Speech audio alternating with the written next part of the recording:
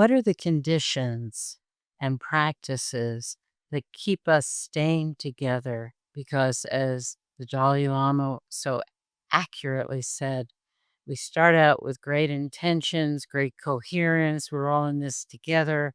And then gradually we sort of separate or get argumentative or get the whole social sense of being together becomes tense or angry and just not how we want it to be. So, this is a natural process of dissolution and disintegration among well intentioned people. And you can prove this.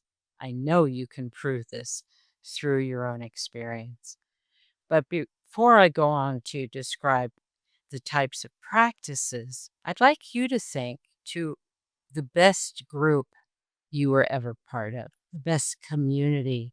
Maybe it's right now, and in that case, you are very blessed. But can you think of the very best group experience, long term group experience, or community experience that you've ever been in? And I'm sure your descriptions of why it succeeded were about the quality of your relationships, the trust, the respect, and that you all stayed focused on purpose and did not get distracted or derailed or hijacked by individual needs, including your own. So you stayed also, and that was part of building a conscious community. Keep thinking about that experience because, as I said at the very beginning, the only way we shift from belief to knowing or faith is by consulting our own experience. Now, the role of the leader in a community is not, of course, to tell people what to do or be a boss. But I want to point out that there is a critical role. Now, you can do this as a whole group, especially if you're small. But the role is for someone to pay attention to what's developing in the group, as the Dalai Lama warned us, the causes of suffering. We fail to notice what is happening in our relationships, in our focus, in our energy levels. So, the first act of a leader of a larger group is to pay attention to what's happening in the whole system, in the whole group. The leader is the only one who can spot this.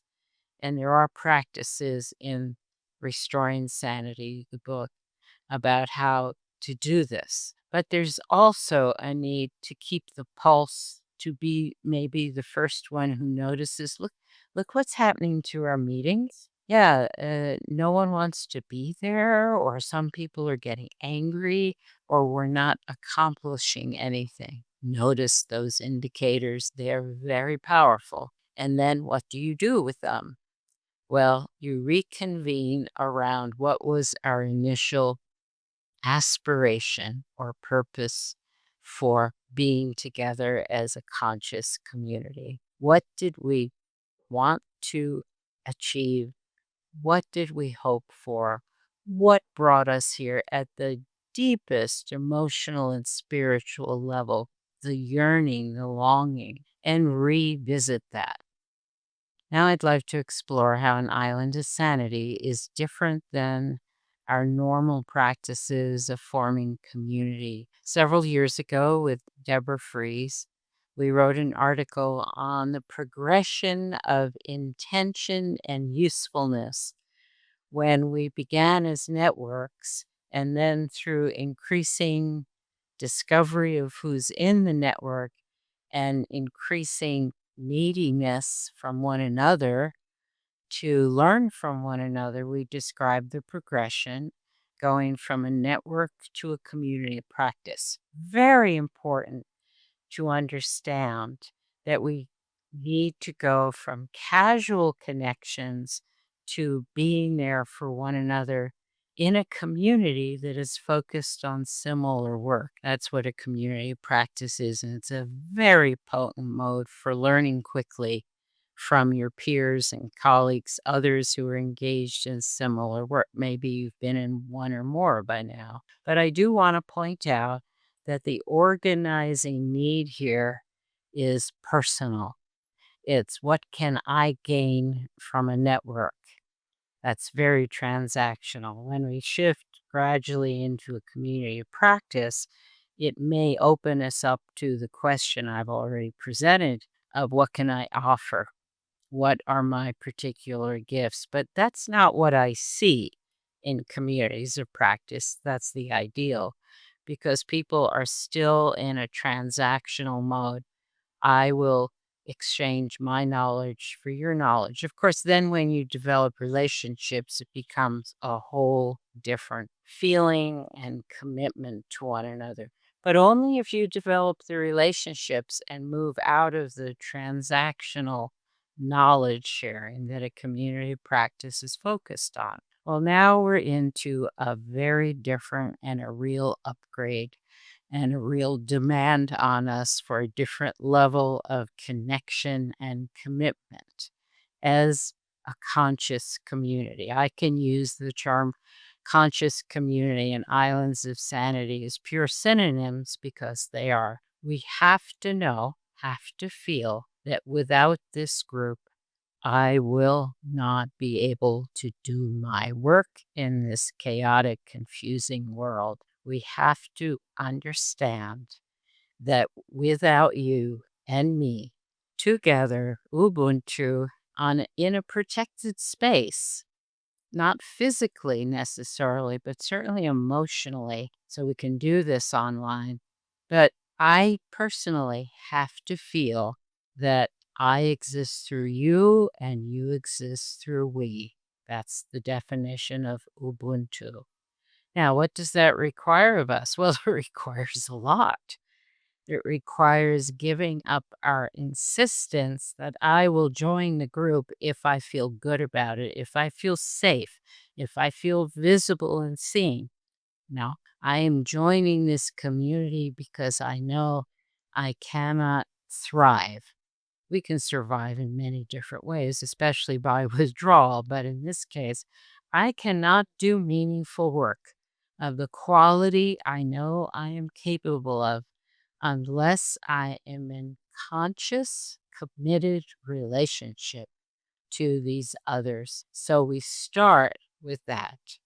And then that leads to a whole series of attending to our behavior, attending to our neediness, attending to our triggers. Everything we've learned so far now is very applicable and necessary as we form community that is consciously there because we know we need each other. Now, think back to the letter that I read from General Sherman to General Grant at the end of the Civil War when the North had been triumphant. And the conditions that General Sherman laid out were I always knew you thought of me, and that if I got in a tight place, you would come if alive.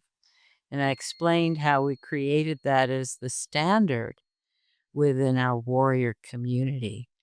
This must be a standard in any island of sanity. We need to know that nobody will leave because they get personally offended. Nobody will leave because they're just too tired and overwhelmed. The community has to be a cradle that holds us, a container that holds us, that we trust that we will be there for one another no matter what. And we get over all of the demands right now that are so prevalent where people move in and out of groups based on their personal preferences or did someone just offend me? So this is a very important reality for us now, the realization that I can only do my work if I am in a truly conscious, committed relationship with others. So, all that assessment of needs is very valuable here.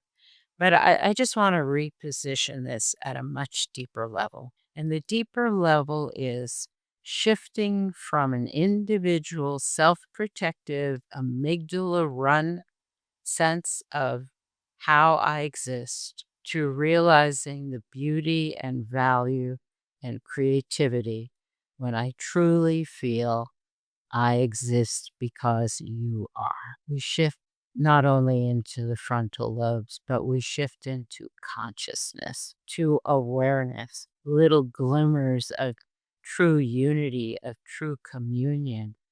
Now, I learned a long time ago that joy is a consequence of communion. When we are with others with no thought for ourselves, we just want to get the work done. Now, I've seen this over and over in relief efforts after a national disaster. We have more and more examples of those.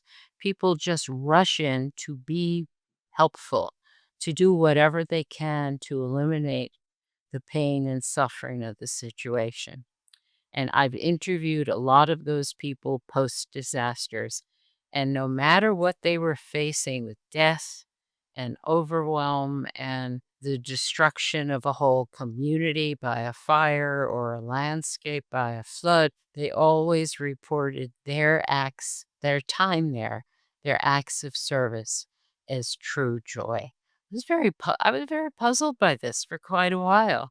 And then when I realized with listening to a great spiritual teacher, joy is a consequence. You don't start out to be joyful, you start out to be of service. And when you're truly present in that way, thinking only of others, what do they need? What can I offer right now? In extreme situations, that is a real experience of no self, of communion with another or a whole group or a whole situation. And then joy is available. And we remember those moments as the most meaningful. So, this is what we're about.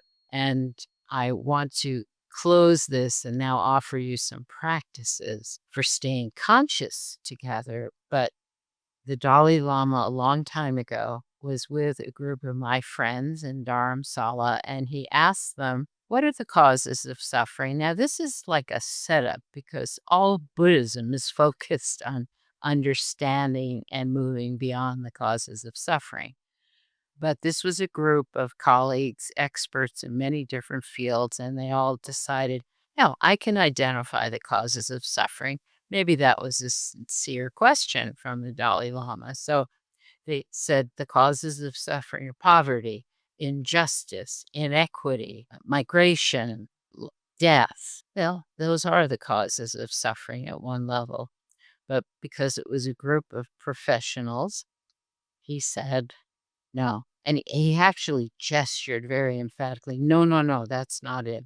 The causes of suffering are when well-intentioned people start to work together and fail to notice what is arising among them. The cause of suffering is when we get together with good intentions and good hearts, and when we start our work, we fail to notice what is arising among us. Just think about that for a moment. It's a pure description. But I also need to add that the ultimate cause of suffering, as defined by many spiritual teachers, is when the world does not comply with our imposition, our request, when the world doesn't act the way we want it to act and tell it to act, when the world reveals its own processes and its own way of responding to us.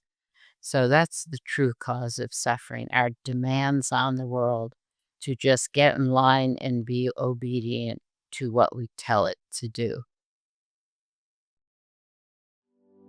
Find out more on advaya.life.